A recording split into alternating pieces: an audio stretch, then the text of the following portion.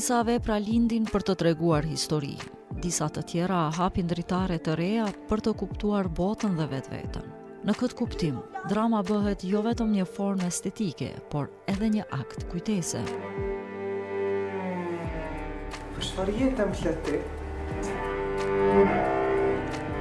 E në këtë hapësirë, mes fjalës e kritikës, mes letërsisë dhe skenës, shtrihet rrugtimi krijues dhe studimor i veprës së Besim Rexhajt. I lindur në Pej, Besim Rexha i përket brezit të studiuesve dhe dramaturgëve që kanë ndërtuar veprën e tyre në një kryqësim mes Akademisë së Arteve dhe Teatrit. I diplomuar në letërsi dhe i magjistruar në fushën e dramës,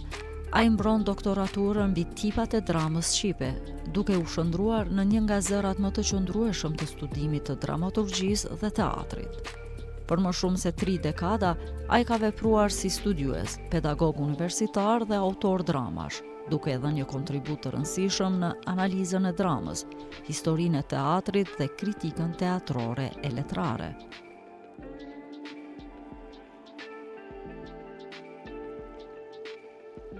Krimtaria e tij dramatike gjen një nga shprehjet më të fuqishme në trilogjinë Vorbulla, e cila ndërtohet mbi 2 monodrama, Portreti i pakryer dhe Loja e pafund, si dhe në monodramën Vetharimi. Në këto tekste dramatike, skena shndrohet në një hapësirë intime rrëfimi, ku individi përballet me traumën, dhunën dhe izolimin.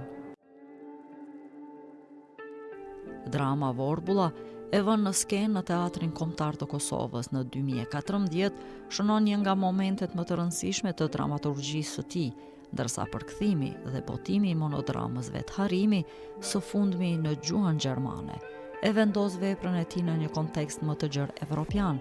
duke hapur dialog me publikun ndërkombëtar. Nga Vorbulla, rrugtimi dramaturgjik i Besim Rexhajt thellohet me monodramën Loja e pafundme, inskenuar në Teatrin Dodona në vitin 2017 dhe me Portretin e pakryer në vitin 2018, që të vazhdoi me Vetharimin, po ashtu inskenuar në 2021 në Teatrin Dodona. Një tekst i fuqishëm që trajton dramën e një gruaje të mbijetuar nga dhuna seksuale gjatë luftës. Kjo vepër nuk flet vetëm për një fat individual, por për një plagë kolektive, për heshtjen shumëvjeçare dhe nevojën për të artikuluar të vërtetën përmes artit. Vetharimi është dëshmi se dramaturgjia mund të jetë një akt moral, po aq sa estetik. Është fjala për një dramë që tashi kohë të fundit, praktikisht në fund të muajit nëntor, është përkthyer dhe është botuar në gjermanisht nga shtëpia e njohur botuese Loretta Schillock Verlag, ku po ato ditë në fund të nëntorit edhe në kuadër të atyre që quhen ditë të aktivizmit kundër dhunës ndaj femrës, është pa promovimi i saj dhe e vërtet është se botimi i saj është realizuar si botim dëgjuhës, gjermanisht dhe shqip, paralel, dhe nuk është hera e parë që kjo monodrama imja përkthehet, edhe kur është botuar në vitin 2020, para 5 vitësh plak, e më shumë është botuar si botim dëgjuesor, shqip-anglisht, përkatësisht anglisht dhe shqip, dhe si e tillë, po ashtu, me që është tash fjala për përkthimet e saj, ndoshta mund të them edhe për Jehonën që mund të ketë ba në çarçe të ndryshme të lexuesve, në çarçe të ndryshme kulturore. Hajde po e them edhe këtë që është përkthyer edhe në gjuhën kroate, është botuar nga Akademia e Shkencave dhe Arteve e Kroacisë, përkatësisht revista e saj Forum, dhe thuhet se edhe atje ka bërë Jehona. Kjo sa i përket përkthimit, ndërka sa i përket asaj se çka është temë qendrore, cilat janë motivet, cilat janë idetë mbi të cilat ndërtohet kjo dramë, do të them që ndërtohet para së gjithash mbi një plagë të madhe shoqërore, mbi një plagë të madhe psikologjike, mbi një plagë të madhe familjare, të shoqërisë sonë, ndërtohet mbi fatin tragjik të një të mbijetuarit të dhunës seksuale gjatë luftës sonë, luftë 98-99, përkatësisht jo vetë të dhunës seksuale të ushtruar, jo vetëm mbi te, po edhe mbi familjen e saj, që është kulmi i tragjikës kësaj të mbijetuare, e cila dikon parafërsisht 20 vite pas përfundimit të luftës, kur diagnostikohet në një sëmundje që mund të ishte me fund fatal, duke ndryrë, duke mbajtur brenda për brenda vetvetes traumen e dhunës së të dhunimit, duke dashur që atë ta nxjerrë, po që për shkak të mentalitetit ton morbid, do thosha, i cili në vend se të bëj përkrahjen e kësaj kategorie, në masën më të madhe e ka marginalizuar atë dhe jo rrallë ka shikuar me përbuzje dhe madje duke i hedhë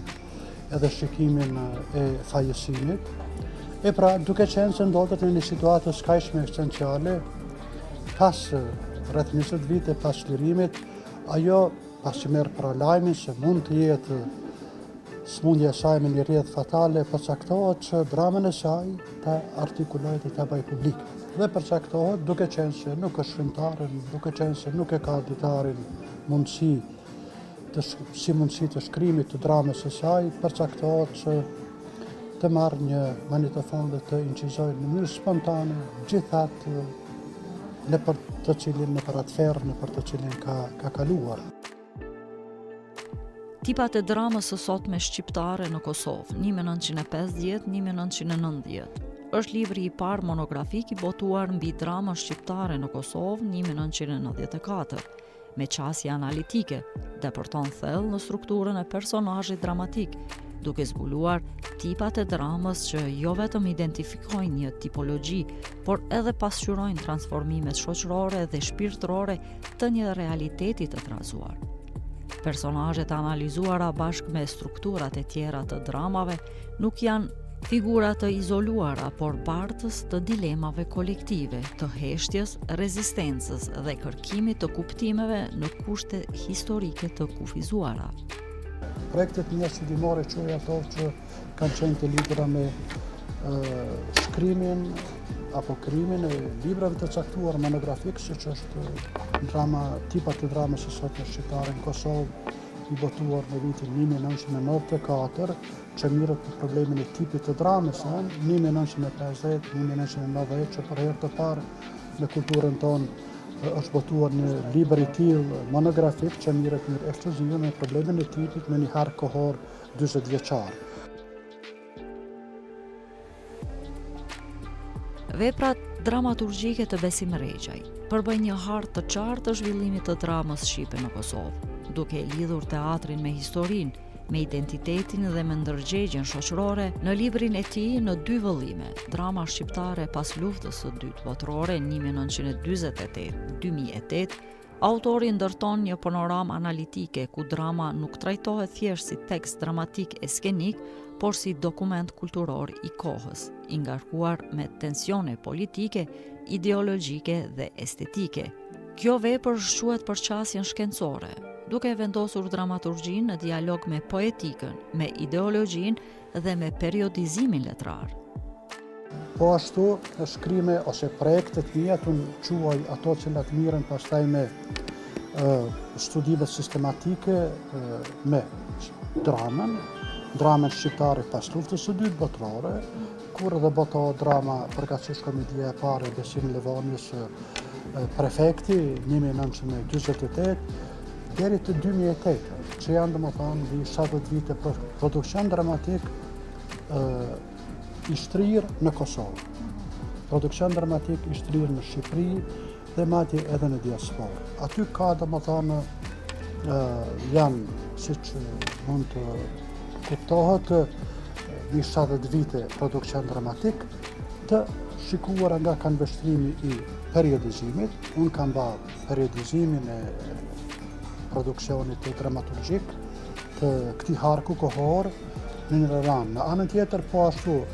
bëhet identifikimi i poetikës së kësaj drame, të të këtij produksioni dramatik dhe po ashtu edhe çështja e tipit edhe një herë e rikontekstualizuar në këtë shtrirje kohore. Prej letërsisë deri te dramaturgjia, një libër vëllimor që mbulon më shumë se 3 dekada punë, është më shumë se një përmbledhje tekstesh kritike, studimore e estetike. Është një hartë e mendimit kritik, një dokument kulturor dhe kujtese, që lidh fjalën e shkruar me skenën dhe teorinë me përvojën artistike. Në këtë kohë, kur kultura rrezikon të mbetet e fragmentuar, ky libër dëshmon se sistemi, reflektimi dhe libri mbetën forma thelpsore për të rezistuar harrezës. Fillimisht jam marrë me letërsinë, në vitin 1989 kam votu analizën e parë, thuhet studimin e parë, si kritikë teatrore me metodë psikologjike dhe psikanalitike, asë kohë romanin shumë të njohur të Yusuf Bozovit, Librit të mallkuarve, studim që asë kohë është botuar të 89 në revistën Fjala, asë kohë nga revista qendrore për kulturë, për letërsi dhe për art. Pastaj jam marrë me Kadaren, me pjesën e tij si romancer, me pjesën e tij si eseist, posaçërisht shumë jam marrë me një libër që është një nga librat e pakt, edhe sot e kësaj dite, edhe mas i shkruar të 92-ën, më duket, pra edhe mas 30 e mas shumë vitesh, një nga librat e pakt, pra me librin Ftesë në studio, i cili është një analizë e procesit krijues, një laborator i procesit se si shkruhet një vepër artistike. Kadareja kishte guximin asë kohë që t'i ftoj në studion e tij, Ftesë në studio, apo t'i ftoj në studion e tij lexuesit, shkrimtarët, kolegët dhe të përpiqet të artikuloj të fshehtat e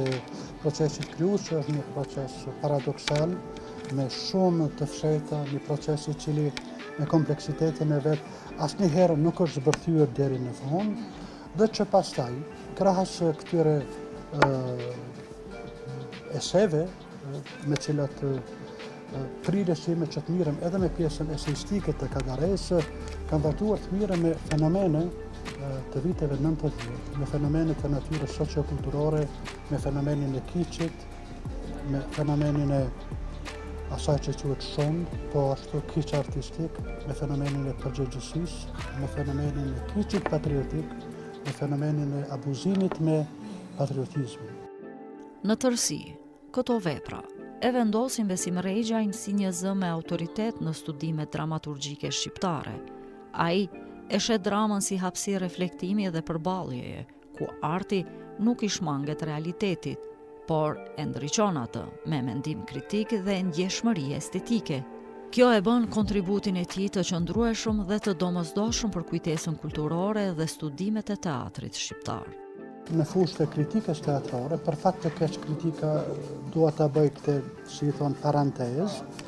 për fat të keq që kritika teatrore të ne nga dita në ditë po degradon dhe gati se po bëhet e paqen. Unë që mirëm edhe me historinë e dramës e të dramaturgjisë dhe mos e marrë edhe në dimensionin e kritikës teatrore dhe kam konstatuar edhe me këtë libër që nga fillimi pas luftës së dytë botërore e këndej janë gjithsej 6 libra të botuara me analiza, me artikuj, me esej, që dhe më thonë krahasuar me dramët e tjera është pak krahasimisht pak. Për fat të keq, ky avaz ka vazhduar edhe pas luftës, në 1999, dhe nuk e di, janë 2-3 autorë, cilët në mënyrë sistematik janë marrë me kritikën teatrore. Unë kam qenë, ose edhe mund të them, edhe sot e kësaj dite jam një nga ata. Libri i këtij, që ka një shtrirje kohore rreth 30 vitesh, nga viti 1987, analizat e para, lidhur me dramat e Beqir Musliu, deri në vitin 2016, përfshin domethënë të gjitha zhanret e shfaqjeve teatrore, kryesisht dramën e inskenuar në teatrin kombëtar, po edhe drama të tjera të cilat janë të inskenuara në ato pak teatra të cilat kanë funksionuar kryesisht pas luftës. Nga fjala te skena, nga trilogjia tek monodrama e studimi, rrugtimi krijuesi Besim Rexhaj dëshmon se arti dhe mendimi kritik janë mënyrat për të ruajtur kujtesën dhe për t'i dhënë zë asaj që nuk duhet harrohet.